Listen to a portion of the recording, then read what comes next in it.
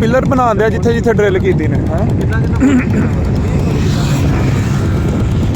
ਕਿੰਨਾ ਕਿੰਨਾ ਕੀਤਾ ਨੇ? 20 ਫੁੱਟ 15-20 ਫੁੱਟ ਬੋਰ ਕੀਤੇ ਨੂੰ ਪਾਣੀ ਵਾਸਤੇ। ਅੱਛਾ ਆ ਤਲਾਬ ਹੈ ਕਿੱਡਾ ਸੋਹਣਾ ਬਣਾਇਆ ਜਿਹਦੇ ਪਾਣੀ ਕੱਢਿਆ। ਹਾਂ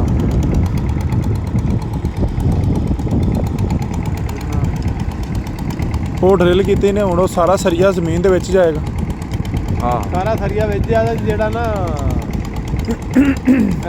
ਵੈਲਡ ਕਰਨ ਦੇਣਾ ਇਹਨੂੰ, ਅੱਛਾ। ਵਿੱਚ ਬਜਰੀ ਪਾਣ ਦੇਣਾ, ਫਿਰ ਵਿੱਚੋਂ ਅੱਜ ਜਿਵੇਂ ਪੀਪ ਨਹੀਂ ਹੁੰਦੀ ਪੀਪ, ਉਹਦੇ ਥੱਲੇ ਪੈਪ ਲਾਉਣ ਦੇ ਵੱਡਾ, ਉਹ ਥੱਲੇ ਜ਼ਮੀਨ 'ਚ ਜਾਏਗਾ, ਥੱਲੇ ਤਹਿ ਦੇ ਉੱਤੋਂ ਬਜਰੀ ਪਾਉਂਦੇ ਜਾਂਦੇ ਤਾਂ ਪੀਪ ਨੂੰ ਥੋੜਾ ਚੁੱਕਦੇ ਜਾ ਉਹ ਫਿਰ ਥੱਲੇ ਮਾਲ ਥੱਲੇ ਰਹਿੰਦਾ ਤਾਂ ਪਾਣੀ ਉਤਾਂ ਨਿਕਲਦਾ। ਆ ਪਹਿਲਾਂ ਭੈਣ ਜੋ ਬੋਰ ਕਰਕੇ ਸਰੀਆ ਵਾਲੀ ਜਗ੍ਹਾ ਬਣਾਉਂਦੇ ਹੋਣੇ।